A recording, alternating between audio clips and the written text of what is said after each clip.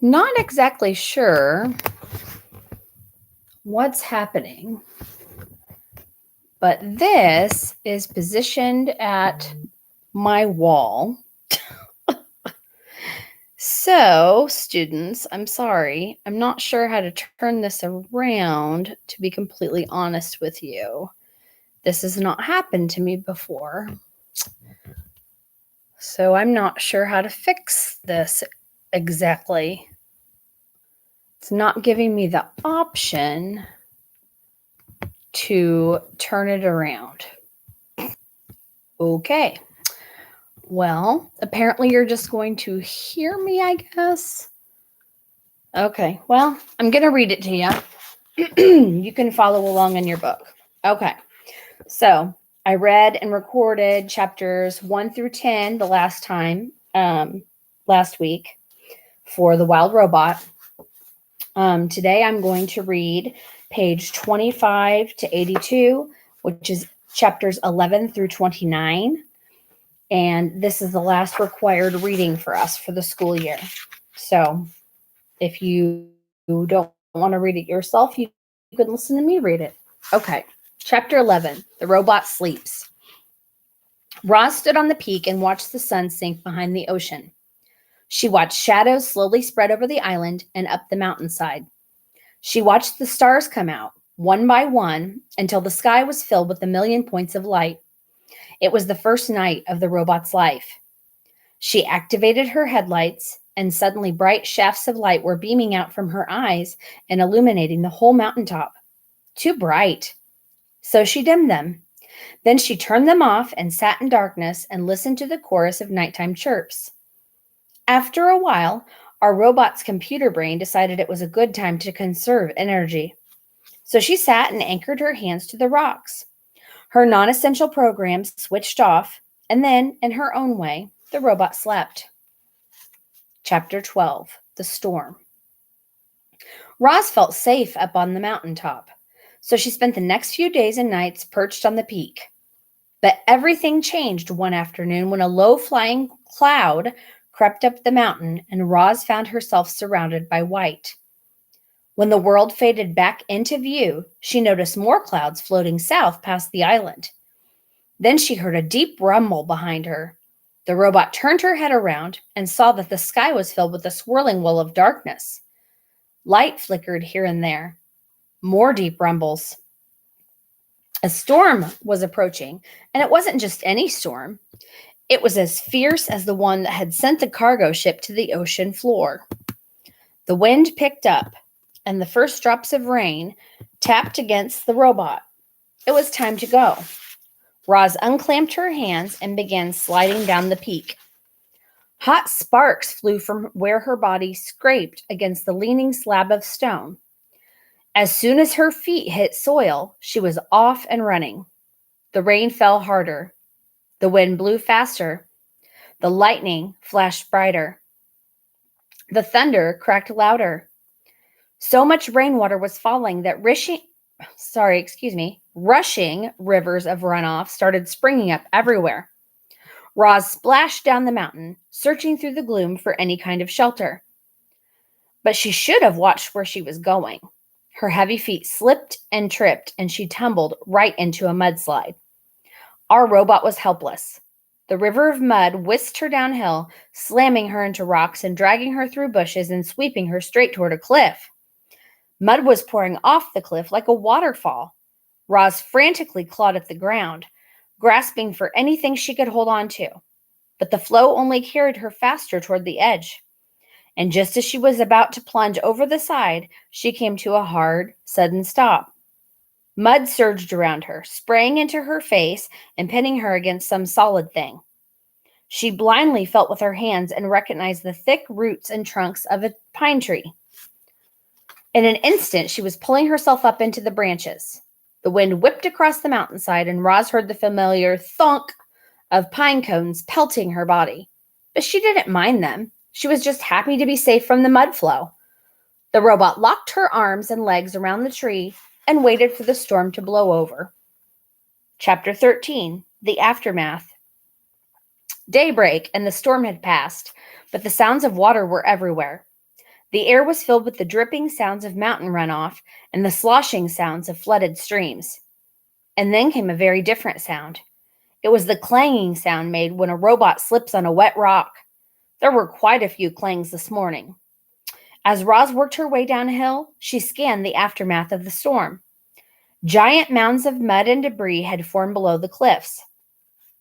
The island's central river had crested its banks and spilled into the nearby fields and forests. Some trees had been uprooted. Others were submerged, their upper branches barely poking above the floodwaters, their lower branches swarming with fish instead of birds. After such a storm, you might expect to see animal corpses scattered among all the devastation. But the animals seemed to have survived just fine. Somehow, they had known the storm was coming, and they had found shelter long before it rolled in. Lowland creatures who had sought refuge on higher ground were waiting patiently for the water to recede. Deer were wading through the flooded fields. Beavers were busily collecting a trove of fallen branches. Geese honked in the sky before splashing down into a watery section of the forest. Clearly, the animals were experts at survival. Clearly, the robot was not.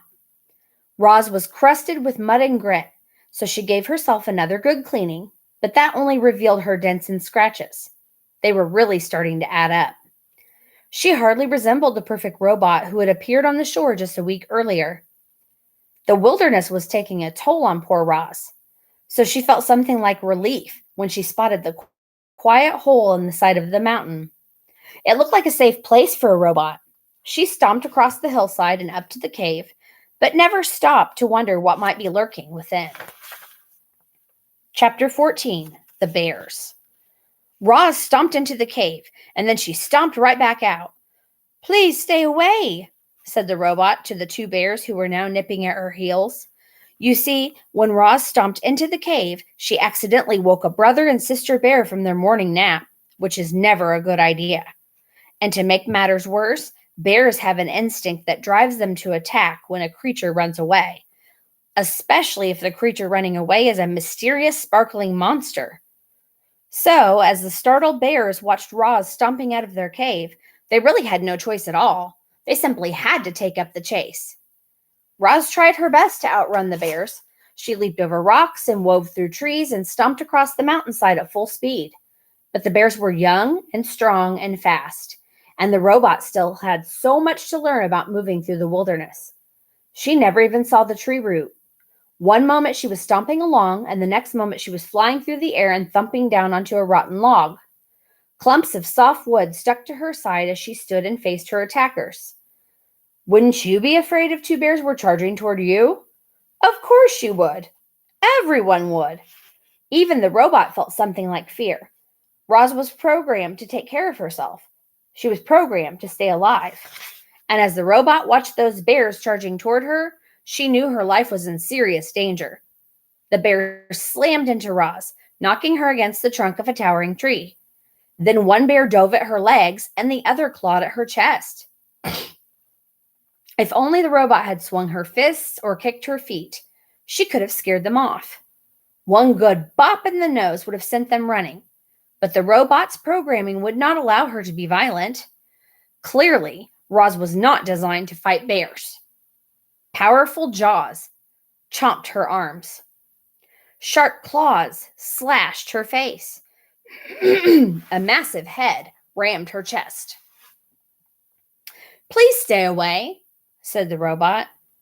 "Roar," said the sister bear. "Rrr," said the brother bear, and then the bears went in for the kill. But the robot had vanished. Chapter 15, The Escape. Using all the strength in her legs, Roz jumped straight up, high into the air, and landed on a tree branch overhead. The tree shook with the sudden weight of the robot, and then thunk, thunk. Two pine cones bounced off Roz, and a moment later, thunk, thunk. The same pine cones bounced off the bears below. The bears grunted with annoyance. This gave Roz an idea. The robot's programming stopped her from being violent, but nothing stopped her from being annoying. So Roz plucked pine cones from the nearby branches and lobbed them down at the bears. Thunk, thunk, thunk, thunk. Each pine cone bounced off its target with annoying accuracy and whipped the young bears into a frenzy. "Roar!" said the sister bear. "Grrr!" said the brother bear. "I do not understand you, bears," said the robot. Roz was about to unload a whole armful of annoying pine cones when a distant roar echoed through the forest. Back at the cave, the mother bear was calling for these two, and she did not sound happy. The young bears looked at each other. They knew they were in trouble. But before lumbering home, they glared up at Roz and snorted one last time. More than anything, they wanted to kill the robot. Excuse me. Chapter 16, The Pine Tree. Roz was in no hurry to leave the tree. She stayed on her branch long after the bears had gone, enjoying some peace and looking herself over. In addition to bite marks and claw marks, the robot was also covered in dirt, which, of course, meant it was time for another cleaning. She was making good progress when she felt something sticky on her arm. The problem with sitting in a pine tree is that, eventually, the tree's sticky resin will find you. It always does. And it found Roz. The robot scrubbed and scraped at the resin, and soon her fingers were completely coated in the sticky stuff. Then it was all over her arms and her legs and her torso, and things were about to get even messier. A robin swooped into the tree and began screeching and fluttering around Roz. The bird had recently finished building herself a new nest. It was a little work of art, a delicate basket woven from grass and twigs and feathers, and it was right above the robot's head. "Screech! Screech!" said the robin. "I do not understand you, Robin," said the robot. The robot continued screeching and fluttering, and then splat! She splattered her droppings across the robot's face. This bird was serious. So Roz scooted away, farther out on the branch, until she heard a quick, sharp crack. Before Roz knew what was happening, the tree branch snapped under her weight, and she went crashing to the forest floor. She hit the ground hard and lay there as broken branches and pine cones and needles showered down on top of her. There was another splat, and then quiet returned to the forest. Chapter 17, The Camouflaged Insect. Roz was a mess. She lay under the tree, covered in a heap of broken branches and pine cones and needles. She still hadn't removed the sticky resin from her body. And then there were the bird droppings. She was about to get up and give herself a rigorous cleaning when she noticed a peculiar twig. The twig was moving. It was crawling along one of the broken branches on the ground. With a gentle touch, the robot picked up the twig. "Hello, stick insect. My name is Roz. You are very well camouflaged." The stick insect's body was long and thin. He had the same shape and colors and markings as a real twig. But if you looked closely, you just might see two tiny eyes and two spindly antennae. The insect didn't make a sound, and he sat perfectly still as the robot. The two of them sat still and silently stared at each other for a while. "Thank you, stick insect," said Roz as she placed him back where she found him. "You have taught me an important lesson. I can see how camouflage helps you survive.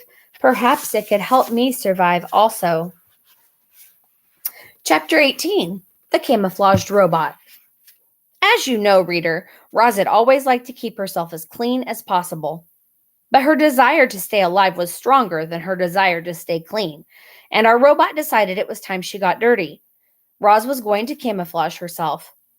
She'd gotten the idea from the stick insect, but Roz quickly realized that camouflaging herself as a twig was out of the question. No, the robot would have to blend into the landscape itself. She began by smearing handfuls of thick mud over her entire body. Then she plucked ferns and grasses from the ground and sank their roots into her new muddy coating. She placed colorful flowers around her face to disguise her glowing eyes, and any bare patches were covered with tree leaves and strips of moss. Our robot now looked like a great tuft of plants walking through the forest. She waited for darkness, and then she padded to the center of a clearing, nestled herself between some rocks, and became part of the landscape. A few hours later, the sky was brightening, the fog was lifting, the nightmare animals were slinking home. sorry, not nightmare, nighttime animals were slinking home, and the daytime animals were beginning to stir. It was just an ordinary morning on the island. However, there was that new tuft of plants in that one forest clearing. Only the bees had noticed the tuft. They buzzed around it, completely unaware that the robot was hidden beneath. And so Roz sat there, right in the open yet completely unseen, and observed the wilderness around her. She watched flowers slowly turn towards the sun. She listened to rodents crawl through the weeds. She smelled the moist, piney air. She felt worms wiggle against her muddy sides. A week later, the tuft of plants was gone, but there was a new clump of seaweed on the shore. A week after that, the clump of seaweed was gone, but there was a new bramble on the mountain. Then there was a new log on the riverbank. Then a new rock in the forest. Chapter 19, The Observations. Clouds scudded through the sky. Spiders spun intricate webs. Berries beckoned to hungry mouths. Foxes stalked hares. Mushrooms rose up from leaf litter. Turtles plopped into ponds. Moss spread across tree roots. Vultures hunched over carcasses. Ocean waves beat against the coastline. Tadpoles became frogs. Caterpillars became butterflies. A camouflaged robot observed it all. Chapter 20, The Language of the Animals. It started with the birds. They had always been skittish when the robot was near. They would stare and screech and then scatter. But now that Roz was camouflaged, she could secretly observe their normal behavior, right up close. Roz noticed chickadees fluttering through the same flowers and singing the same song every morning. She noticed a lark who swooped down to the same rock and sang the same song every afternoon. She noticed the same two magpies singing to each other from across the same meadow every evening. After weeks of robotically studying the birds, Roz knew what each bird would sing, and when they would sing, and eventually why they would sing. The robot was beginning to understand the birds. But she was also beginning to understand the porcupines and the salamanders and the beetles. She discovered that all the different animals shared one common language. They just spoke the language in different ways. You might say each species spoke with its own unique accent. When Roz first listened to the chickadees, their songs had sounded like tweet, tweedle, tweet, tweedle. But now when the chickadees sang, Roz heard, "Oh, what a lovely day it is. Oh, what a lovely day it is." Deer spoke mostly with their bodies. By simply turning her head, a doe could say to her family, "Let's look for clovers by the stream." Snakes often hissed to themselves, things like, "I know there's a tasty mouse around here somewhere." Bees said very little. They used their wings to buzz a few simple words like nectar and sun and hive. Frogs spent much of their time searching for each other. One would croak, "Where are you? I can't see you." And then another would reply, "I'm over here. Follow my voice." When Roz stomped across the island, the animal squawks and growls and chirps had sounded nothing more than meaningless noises. But she no longer heard animal noises. Now she heard animal words.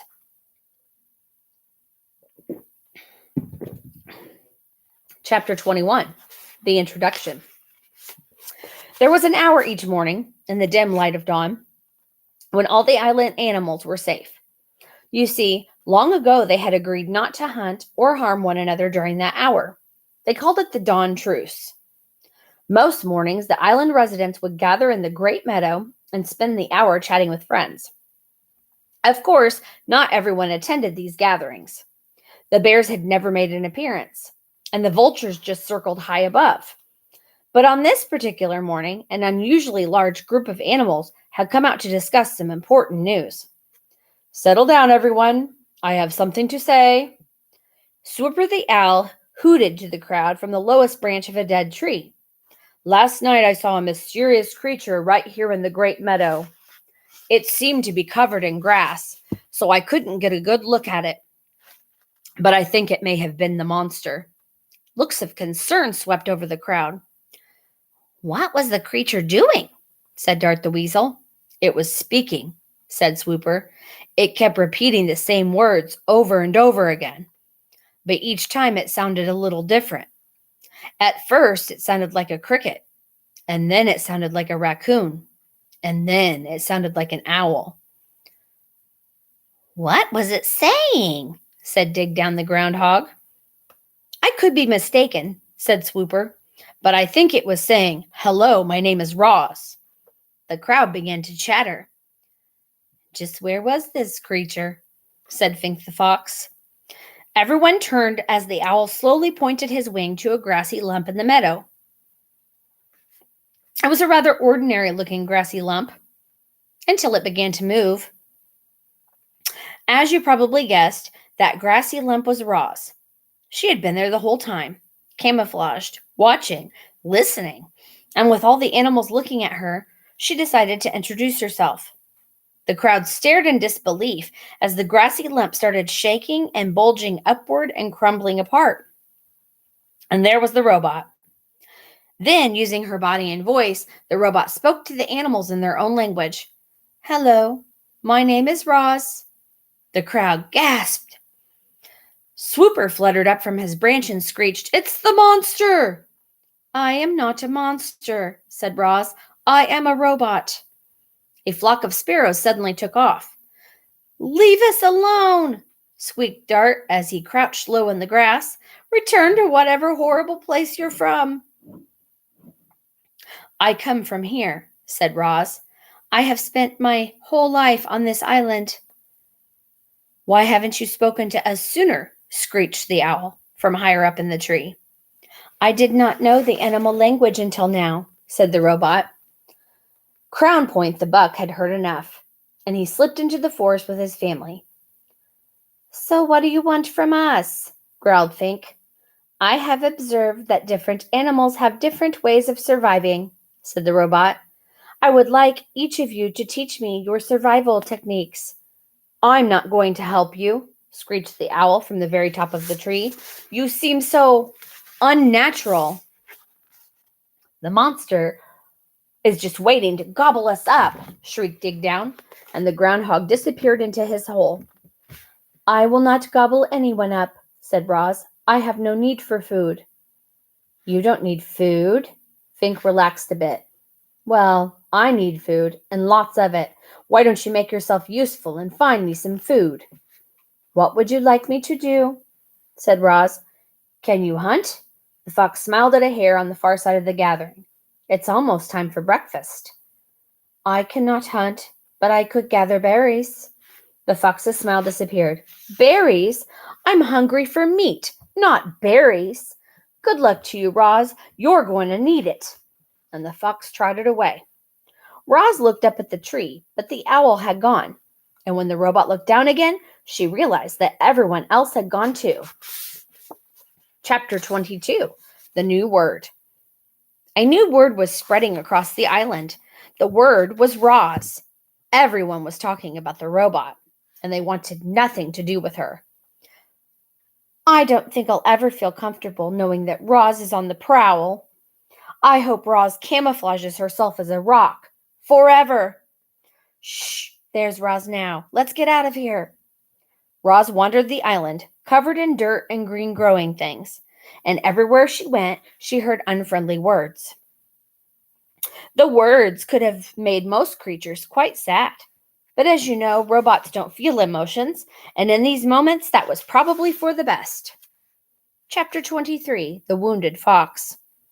"My face! My beautiful face! Somebody help!"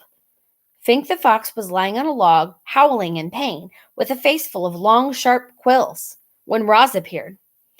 "Isn't there anybody else who can help?"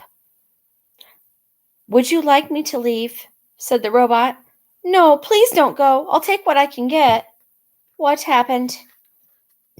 "I don't think that porcupine could see me in the bushes, but when I went through it for his throat, suddenly there were quills in my face." "Why did you go for his throat?" "Why do you think? Because I was hungry." "If you had not attacked the porcupine, you would not have quills in your face." "Yes, Roz, I know that, but a fox has got to eat.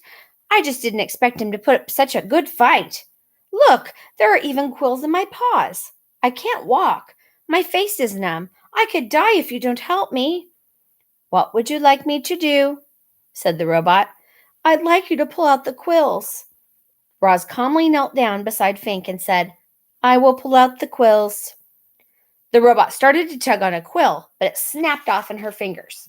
Fink yelped and said, "Pinch it closer to the skin." So Roz pinched the broken quill closer to the skin, and then, very slowly, she pulled it out. The fox winced in pain and said through his teeth, "Please, Roz, pull them out faster. This is agony."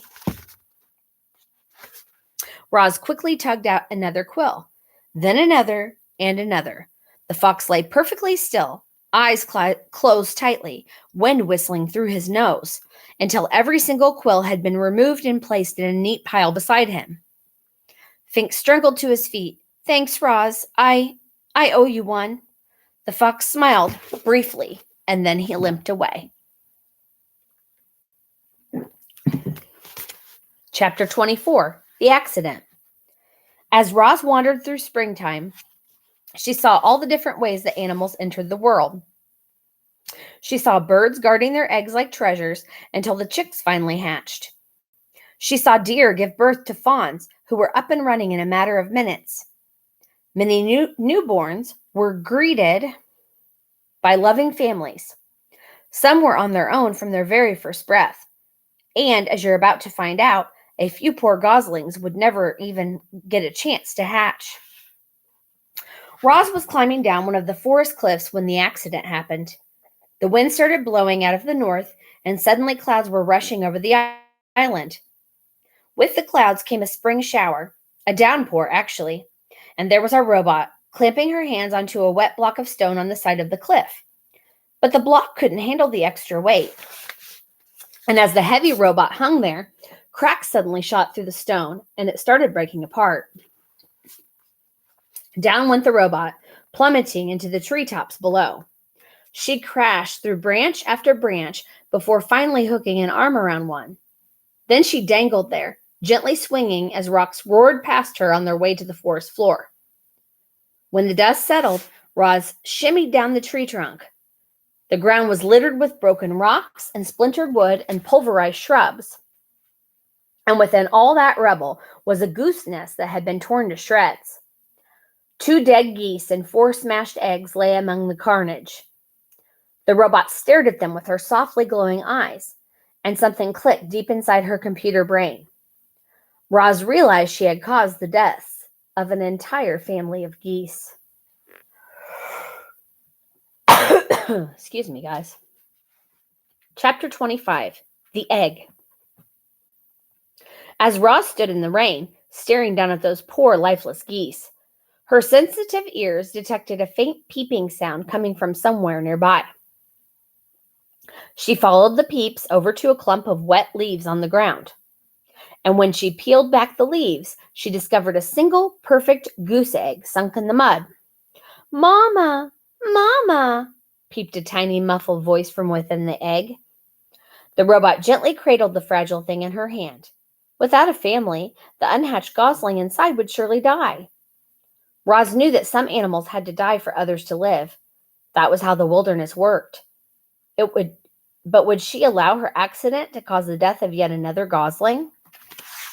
After a moment, the robot started to walk. Carefully holding the egg, she moved through the forest and away from that sad scene. But she didn't get far before Fink burst out from the bushes. "What happened?" the fox panted. "The whole forest was shaking." "There was an accident," said the robot. "I was climbing those cliffs when the rocks started to fall." "You should be more careful," said Fink as he checked out the robot's new scrapes and dents. "I'll need your help if I ever have more porcupine trouble." "I will be more careful." "What do you have there?" said Fink, looking up at Roz's hands. "A goose egg." "Oh, I love eggs. Can I eat it?" "No." "Please?" "No." "Why do you want it?" the fox scowled. "I thought you didn't eat food." "You may not have this egg, Fink." The fox sighed. He scratched his chin, and then he started sniffing the breeze. His nose had found the scent of the dead geese. "You can keep your egg," he said as he trotted towards the cliffs. "I smell something better."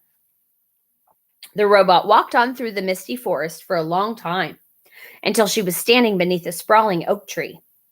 Roz placed the egg on a pad of moss. Then she snatched grass and twigs from the ground and delicately wove them together to make a little nest. She placed the egg inside the nest, placed the nest on her flat shoulder, and climbed up into the branches. Chapter 26. The Performer. Up in the sprawling oak, the goose egg was peeping and wobbling around its nest. "Mama, Mama," said the egg. "I am not your mother," said the robot. The egg continued peeping and wobbling until nightfall, when the gosling inside settled down to sleep and the egg became quiet and still. The robot was about to settle into her own kind of sleep when she heard something in the underbrush below. Roz peered down from the branches and saw weeds rustling in the moonlight. A creature was crawling fast. A creature was crawling past. But the creature stayed low, hiding in the darkest shadows so that Roz couldn't see who it was. Roz wasn't the only one watching. A pair of furry ears rose up behind a log. The ears belonged to a very hungry badger. He lay in wait as the shadowy creature came closer and closer, and when the time was right, the badger pounced. You might expect a creature under attack to run for her life, or defend herself, or at the very least to scream. But when the badger pounced, this creature just rolled onto her back, stuck out her tongue, and died. Not only was she dead, she was rotten, and the badger's face twisted with disgust. "Blech! What a stench!" He pawed at the stinky corpse a few times and then gave up. "No thanks," he grumbled to himself. "I'd rather eat beetles." And the badger hurried off to find a less disgusting meal. Had that mysterious creature been frightened to death? And how could her body possibly rot so quickly? Roz was confused, and the robot became considerably more confused an hour later when the dead creature's ears began to flicker, her nose began to twitch, and she rolled onto her feet and went on her way as if nothing had happened. The robot's voice called down from the tree, "Are you alive or are you dead?" The creature's voice hissed up from the shadows, "Who's there? Why have you been watching me?" "What you just did was unbelievable," said Roz. "I could not look away." "Unbelievable? Really?" The creature's voice seemed to be softening. "I thought perhaps I overdid it when I stuck out my tongue." "I was certain you were dead." "Oh, what a lovely thing to say." "Were you dead?" "Well, of course not. Nobody can actually come back from the dead. It was just an end." "I do not understand." "It's simple. I knew that if I played dead and really laid it on thick, that old badger would be so disgusted that he'd run off. And that is exactly what happened. We opossums are natural performers, you know." "So you are an opossum." Roz's computer brain quickly retrieved any information that it had on opossums. "You are a marsupial and are nocturnal and are known for mimicking the appearance and smell of dead animals when threatened." "It's true. Death scenes are my specialty," said the opossum. "But I have a wide dramatic range. Believe me." "I believe you." "Have you done any acting?" said the opossum. "I have not," said the robot. "Well, you should. You might enjoy it. You can start by imagining the character that you'd like to be. How do they move and speak? What are their hopes and fears? How do others react to them? Only when you truly understand a character can you become that character." The two odd creatures sat there, one in a tree, the other in the weeds, and talked about acting. The opossum went on and on about her various acting methods and her triumphant performances, and our robot absorbed every word. "But why do you pretend to be something you are not?" said the robot. "Because it's fun," said the opossum, "and because it helps me survive, as you just saw. You never know. It might help you survive too. Soon the robot's computer brain was humming with activity. Performing could be a survival strategy. If the opossum could pretend to be dead, the robot could pretend to be alive. She could act less robotic and more natural. And if she could pretend to be friendly, she might make some friends. And they might help her live longer and better. Yes, this was an excellent plan. Roz wasted no time and spoke her next words in the friendliest voice she could muster. Madame Marsupial, it would be a great honor and absolute privilege if you would kindly inform me of your name. Roz's friendly demeanor needed some work, but it was a start. Yes, of course, said the opossum. My name is Pinktail, and you are? Leaves gently shook as Roz climbed down from the tree. It is a very lovely pleasure to make your acquaintance, my dear Pinktail. A moment later, the robot stepped into the moonlight. My name is Roz. Oh my, the opossum gasped. You're the monster. I am not a monster. I am a robot, and I am harmless. Harmless? Really? Well, you do seem rather gentle. And I heard someone say that you don't eat any food at all, which makes no sense. But hopefully it means you won't eat me. I will not eat you, said the robot. I'm so glad to hear that, said the opossum. And a moment later, she too stepped into the moonlight. It's nice to meet you, Roz. A weak smile appeared on Pinktail's pointy face. Roz thought things were going really well, but she didn't know what to say next. Neither did Pinktail. So the two friendly creatures just stood there together and listened to the crickets for a while. Well, I should be on my way, said Pinktail at last. Have a nice evening, Roz. Have the nicest evening, Pinktail. I shall look forward to the pleasure of encountering you again in the future. Soon, I hope. Farewell. With that awkward goodbye, Pinktail slipped back into the woods and Roz climbed back into the tree. Chapter 27, The Gosling. Something was happening inside the goose egg. Tap, tap, tap. Tap, tap, tap. Tap, tap. Crunch. A tiny bill poked through the eggshell, peeped once, and then continued scrunching away.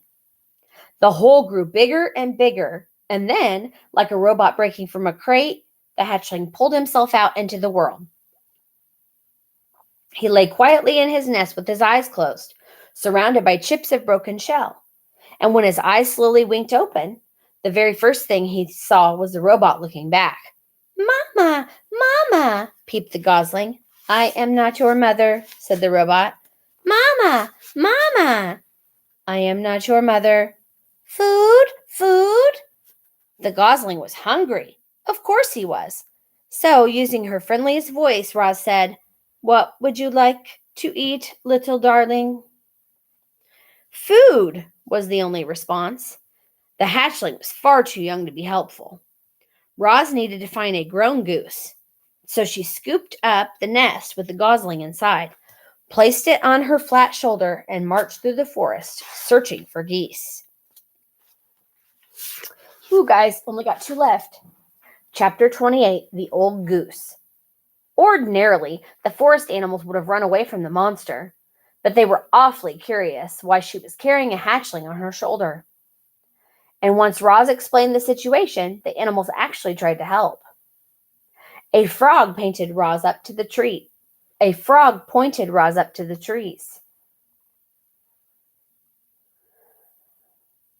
Uh-oh, I lost my place. Hold on, guys. A squirrel recommended that she speak with the magpies. And then a magpie sent them over to the beaver pond. If I remember right, guys, magpies are a kind of bird, I think. You'd have to look it up. The sound grew soggier, the grass grew taller, and soon the robot and the gosling were looking across a wide, murky pond. Dragonflies buzzed through the reeds. Turtles sunned themselves on a log. Schools of small fish gathered in the shadows. And there, floating in the center of the pond, was an old gray goose. A very good morning to you, the robot's friendly voice boomed over the water. I have an adorable little gosling with me. The goose just stared. I am in need of your assistance, said Roz. Actually, the gosling is in need of your assistance. The goose didn't move. Food, peeped the gosling. Food, food. That tiny voice was more than the old goose could bear, and she began sliding across the pond and squawking to the robot. What are you doing with that hungry hatchling? Where are his parents? There was a terrible accident, said Roz. It was my fault. This gosling is the only survivor. If there was a terrible accident, why does your voice sound so cheerful? The goose flapped her wings. Are you sure you didn't eat his parents? I am sure I did not eat his parents, said Roz, returning to her normal voice. I do not eat anything, including parents. The goose squinted at the robot. Then she said, Do you know who his parents were? I do not know. Well, they must have belonged to at least one of the other flocks on the island, because nobody in my flock is missing. Will you take the gosling? I most certainly will not, squawked the goose. I can't take in every orphan I see. You say this is your fault? It seems to me that it's up to you to make things right. Mama, Mama, peeped the gosling. I have tried to tell him that I am not his mother, said the robot, but he does not understand. Well, you'll have to act like his mother if you want him to survive. There was that word again. Act. Very slowly, the robot was learning to act friendly. Maybe she could learn to act motherly as well. You do not want him to survive, don't you? Or you do want him to survive, don't you? Said the goose. Yes, I do want him to survive, said the robot, but I do not know how to act like a monster. Oh, sorry, I do not know how to act like a mother. Oh, it's nothing. You just have to provide the goslings with food and water and shelter, make him feel loved, but don't pamper him too much, keep him away from danger, and make sure he learns to walk and talk and swim and fly and get along with others and look after himself. And that's really all there is to motherhood. The robot just stared. Mama, food, said the gosling. Now would probably be a good time to feed your son, said the goose. Yes, of course, said the robot. What should I feed him? Give him some mashed up grass, and if a few insects get in there, all the better. Roz tore several blades of grass from the ground. She mashed them into a ball and then dropped the ball into the nest. The gosling shook his tail feathers and chewed his very first bites of food. By the way, my name is Ludwig. Ludwig, said the goose. Everyone already knows your name, Roz, but what's the gosling's name? I do not know. The robot looked at her adopted son. What is your name, gosling? He can't name himself, squawked Loudwing. And then with a loud burst of wing beats, the goose fluttered up from the pond and landed right on Roz's head. Water streamed down the robot's dusty body as Loudwig leaned over the nest. Oh dear, he certainly is a tiny thing, said Loudwig. He must be a runt. I'll warn you, Roz, runts usually don't last very long. And with you for a mother, it'll take a miracle for him to survive. I'm sorry, but it's the truth. However, the gosling still deserves a name.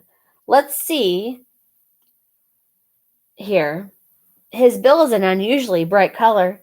It's actually quite lovely. If I were his mother, I'd call him Bright Bill. But you're his mother, so it's up to you. His name will be Bright Bill, said Roz as the goose fluttered back to the water, and we will live by this pond, where he can be around other geese. I will find us a sturdy tree nearby. You will do no such thing, the goose flapped her wings. A tree is no place for a gosling. Brightbill needs to live on the ground like a normal goose. Loudwing sized up the robot. I suppose you two will need a rather large home. You'd better speak with Mr. Beaver. He can build anything. He's a little gruff at times, but if you're extra friendly, I'm sure he'll help you out. And if he gives you trouble, remind him that he owes me a favor. All right, guys, last chapter. Chapter 29, The Beavers. Every day, the beavers swam along their dam, inspecting and repairing it. The wall of wood and mud allowed only a trickle of water to pass through, and it had turned a narrow stream into the wide pond that many animals now called home. As Roz and Brightbill walked around the pond, they passed hundreds of chewed-up tree stumps, proof that the beavers needed a constant supply of wood. And this gave Roz an idea. The robot swung her flattened hand, and the sounds of chopping wood echoed across the water. They were soon replaced by the sounds of footsteps and shaking leaves as the robot carefully walked along the beaver dam with a gosling on her shoulder and a freshly cut tree in her hands. The beavers floated beside their lodge and stared at the bizarre sight with open mouths until Mr. Beaver slapped his broad tail in the ground, which means, "Stop right there!" The robot stopped. "Hello, beavers. My name is Roz, and this is Brightbill. Please do not be frightened. I am not dangerous." She held out the tree. "I have brought you a gift. I thought perhaps you could use this in your beautiful dam." "No thanks," said Mrs. Beaver, or Mr. Beaver. "I have a strict policy never to accept gifts from monsters." "Don't be ridiculous," interrupted Mrs. Beaver. "We can't let a perfectly good birch go to waste." A birch is a bird, guys, type of bird. Mrs. Beaver turned to her husband. "Remember how you used to ask to point out when you're being stubborn and rude? Well, you're being stubborn and rude." Then she turned back to Roz. "Thank you, monster. If you'd be so kind as to drop the tree in the water, we'll take it from there." "I am not a monster." Roz tossed the tree like a twig. "I am a robot." The tree smacked against the water and sent the beavers bobbing up and down. Just then, Brightbill started peeping. "Mama, hungry!" So Roz dropped a ball of grass into the nest. "The gosling thinks you're his mother?" came a quiet voice. It was Paddler, Mr. and Mrs. Beaver's son. "His real mother is dead," said Roz, "so I have adopted him." There was a brief silence. Then Paddler looked up at Roz and said, "You're a very good robot to take care of Mr. Brightbill." Mr. Beaver sighed. Yes, that's very good of you, Roz, but I don't understand what any of this has to do with us." "My son and I need a home, and Loudwing said you would help us build one." "Of course she did," Mr. Beaver muttered to himself. "Loudwing gets me out of more than one lousy jam, and I spend the rest of my days doing her favors." Mrs. Beaver glared at her husband. "Sorry," he said, realizing he was being stubborn and rude again. "Stay right here, Roz. We need to have a family meeting." The three beavers slipped under the water, and a moment later their muffled voices could be heard inside the lodge. The robot stood on the dam and patiently waited with her son. "Mama! Mama!" "Yes, Brightbill, I am trying to act like a good mother." A ripple in Mr. Beaver's head appeared above the water. "If you bring us 3 or more trees, good, healthy ones, maybe I'll have time to help you and the gosling." "That is wonderful," said the robot. "We will be right back." All right, guys, that was chapter 11 through 29. Like I said, that's the last of what I'm requiring from you, since this is our last week of assignments. All right, guys, take care. Let me know if you have any questions. Bye.